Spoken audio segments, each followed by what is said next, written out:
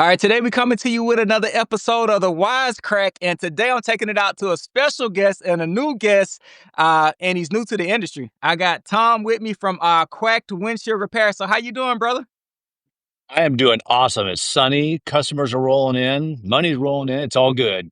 There we go. So yeah, so you're on the job, so be mindful. And if to all our viewers, if you're watching this and someone comes up, we're gonna cut this because he has a customer, and that means he's making money with windshield repair, right? So That's it. let's get right to it. What led you to getting started with windshield repair? Well, it was my wife and I call it a sign from God. We were on Highway 10 Hmm. from Arizona to LA to go shoot the Rose Bowl, Hmm. and I got a rock chip. Came back, started looking up who could take care of that, and couldn't really find anyone in my area. Hmm. And so started doing some research on fixing it myself, and uh, ran across actually one of your videos on this, and it kind of piqued my interest. So I talked to an old neighbor of mine who Hmm. did windshield repair and replacement, Hmm. and he said, "Oh, it's a great industry. You could travel with it," and told me to look into Delta kits, which I said I already had watched their video, and that was the Hmm. people I was looking at. So that was kind of the impetus. There you go. So yeah, so shout out for you for joining the industry. So how long have you actually been in the industry? A total of 32 days. I am still green, wet behind the ears, but I it's one of those things I fell into, and I just knew it was the right fit. I mean, you get to Hmm. be your own boss, Hmm.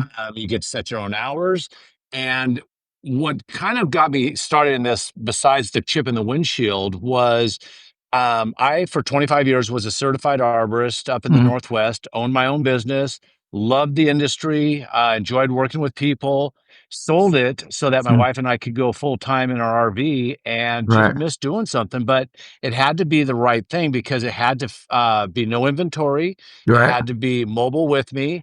Hmm. Again, set my own hours. I didn't want, I officially called myself retired, but Right. I wanted to find something that I could set my own hours to. If I wanted to work 1 day a week, I could work 1 day a week. If I want to work Right. 6, I'll work 6. Okay. So there we go. So yeah, this like you just said it all. So nothing for me to add to that other than it's a good industry to get into, right? So got training, you got some hands-on training. So what was your experience like with the training and how'd that work out? Well, I went up to Eugene. Again, I just missed the quarterly training up there, Hmm. but I appreciate what you did for me. You set me up with John up there to Right. go up into Eugene. I went up to see family, so it wasn't a Hmm. big deal. And you set me up for 4 hours, and I thought, well, gosh, I'm going to need a lot more training than that. And Right. and you said, what questions are you going to have and stuff. So you kind of got it all nailed down.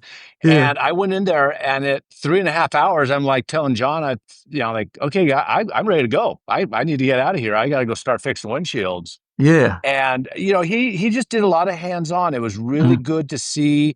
I always say, watch over someone's shoulder and learn Mhm. their technique, and then Right. modify it or adapt it to you. Yeah.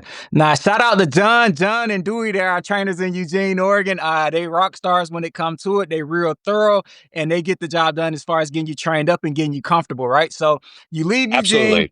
you're comfortable now, you're doing repairs. And me and you actually hooked up in person. You came to a training in Migrant that we did windshield repair after hours training. So that kind of helped you also. So now you got hands-on in Oregon, hands-on, a little bit more hands-on in Arizona, the class I did out there. So you're comfortable doing repairs. So tell me some of the milestones you've reached since doing the repairs. Cause I know your comfort level is really good. So can you share some of your milestones that you reached at day 32?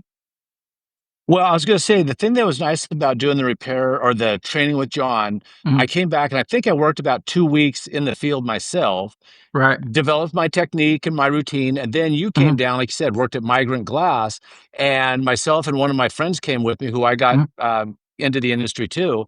And it Right. was neat because now I could ask some questions that I had some time under my belt and Mhm. watch what you did and other technicians.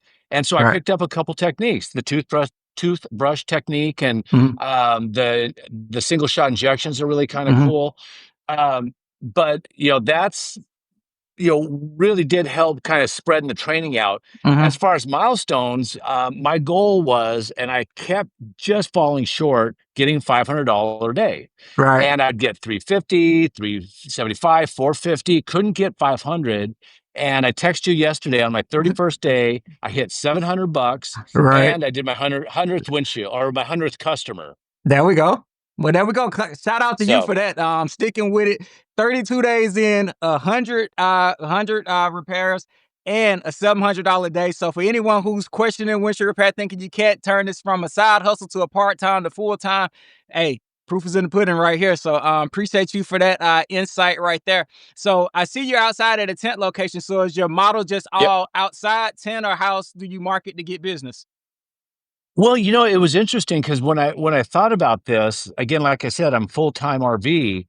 I was trying to figure out how I was gonna market this or model my business. Was I gonna Hmm. go after commercial accounts, Hmm. or was I gonna go, just kinda internet advertising and have them come Hmm. to me and go mobile, Right. or set up in a parking lot? And one of the Hmm. things I learned at the migrant class was find a busy location, and you even said, go to a, car wash, Right. someplace like that where you get a lot of traffic. And I'm at a big, retail store, Hmm. and I checked with them and got permission to be in the parking lot, and like I said, I'll do 4 to 7 a day, and it's Right. just constant nonstop busy. Right. Yeah, I see in the background you got cars coming and going. So Oh, yeah, location is everything, but also interacting with customers, right? And I seen you firsthand interacting with customers. So if you could give a tip to anyone with interacting with customers, like what's the tip that you might give that to get people comfortable of like approaching people or talking to people like at a tent location? well, the first thing I ask them when they come up, first of all, is this the car with the chip in it? Right. And, I'll ask them, I'll see the chip and I'll say, "Okay, have you ever had windshield repair done before?" So Hmm. I know kinda what the baseline is. If they're totally green, I go into Hmm. cartoon talk, keep it Right. simple, explain everything. If they've had it done before, then I'll Hmm. say, "Okay, you realize we stop the bleeding, we stitch it up, we come back 2 weeks, pull the stitches out, and you still might have a scar." Talk Right. about the possibility it's damaged glass, it could still run. Hmm. Just set expectations. In the 100 windshields I've done, I had 2 runouts. One Hmm. happened to be with you, Right. but, or crackouts.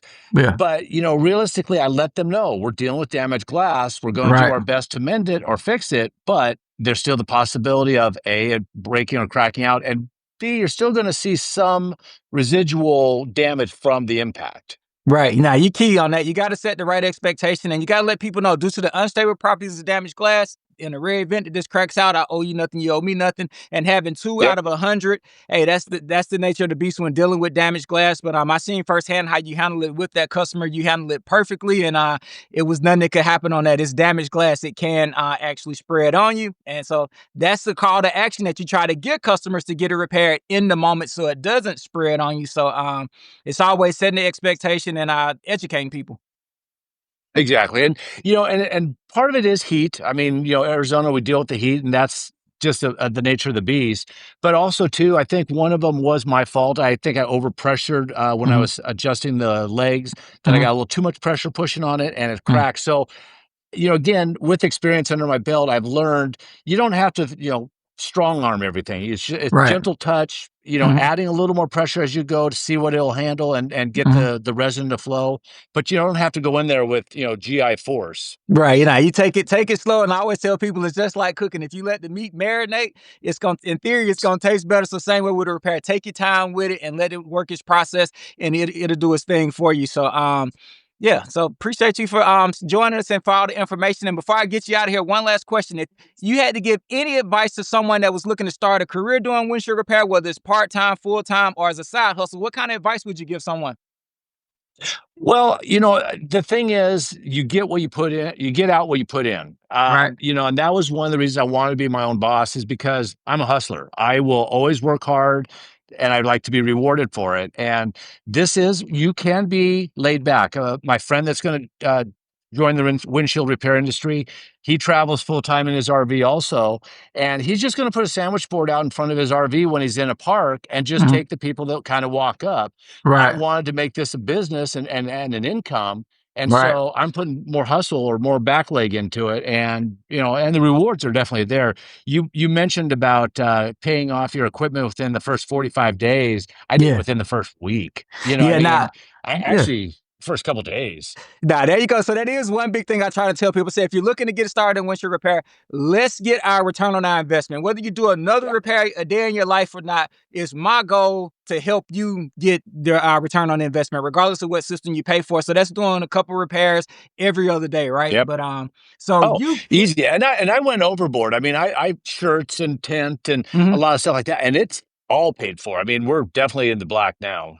Yeah, now there you go. So yeah, so like you said, you get what you put into it, but when you have that hustler's mindset, like, hey, a closed mouth don't get fed. I'm in this busy parking lot. I can see people. I got the signage for people to see me, but also like I know how to talk the talk, and I can back it up with doing the repairs and all of that. And so yeah, it's very important to hone your craft in, hone it in, and then actually like manifest it, speak it into action, and put all the work in to get your return on your investment. Because this can be a very lucrative industry for people if you put the time, energy, and effort into it. Well, and I also want to give you a shout out because when I watched the video and then I Mhm, called into Delta back up in Eugene, you were the person that answered the phone, and that mhm, really kind of threw me off. And because I knew the voice and mhm, watching the mhm. movie or the videos, you answered every question. You took the time, you made the recommendations, and I really appreciated that kind of, hands-on, walk the walk, talk the talk kind of mentality that you guys provide. And anytime I've asked a question, sent an email or text, you've been right back to me. So I appreciate all the support that the back room gives Oh me. yeah. Nah, no worries. Appreciate you for those kind words. And this started long ago. This is our 41st year of business, right? And we started out, it's like, hey, the whole motto is if you're successful, we're successful. We treat every customer like they're our last customer. So shout out to Brent, the president of the Delta Kids, who he instilled that in us and basically instilled that in me. He gave me a lot of wisdom and dropped a lot of jewels for me to pass that knowledge that he's given me on to the customers and to help everyone, because we really truly take that personal. Like, we want you to You do. succeed, and we try to give you everything you can to succeed, from uh all the assets on our website, our YouTube channel, to our windshield repair forum, to our windshield referral site. We're all here for helping you, because we understand without you we're nothing. So appreciate you, and for everyone else out there, for the business and for the loyalty. Thanks, Corey and Delta. I appreciate it. All right, no problem, brother. You take care and you keep crushing it out there. And cheers to the next 100 repairs. So take care, brother. Absolutely.